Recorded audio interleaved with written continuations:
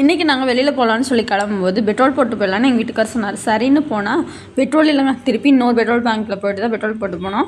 இன்றைக்கி எங்கே போகலான்னு சொல்லி கிளம்புன்னு பார்த்தீங்கன்னா வாட்ச் கடைக்கு தான். ஏன்னு கேட்டிங்கன்னா எங்கள் வீட்டுக்காரர் இன்றைக்கி ஒரு வாட்ச் ஆன்லைனில் ஆர்டர் போட்டு வாங்கியிருந்தார். வாங்கினாரே சும்மா இருந்தாரா? சும்மா இருக்க முடியும். இங்கே பார்த்தீங்களா அப்பா வாட்ச் புதுசாக வாங்கிட்டேன்னு சொல்ல என் பிள்ளைங்க உடனே எங்களுக்கும் வேணும்னு சொல்ல அழுவ வேறு வழி இல்லையா கிளம்பி போயாச்சு.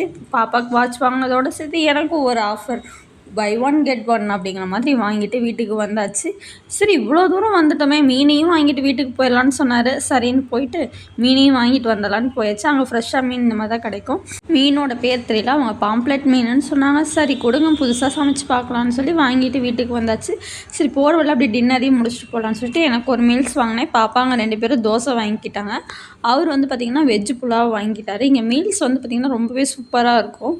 அதுக்கு ஒரு கீரை கூட்டு தருவாங்க. அதுக்காகவே அதை தான் வாங்கி சாப்பிடுவேன். அப்படியே சாமிக்கெல்லாம் போடலான்னு சொல்லிட்டு பூவையும் வாங்கிட்டு அப்படியே ஒரு டீ குடிச்சிட்டு வீட்டுக்கு வந்தாச்சு. சூப்பராக இன்றைக்கி டே போயிடுச்சு. உங்களுக்கு இந்த டே எப்படி போச்சுன்னு சொல்லி கமெண்ட்டில் சொல்லுங்கள். பாய்.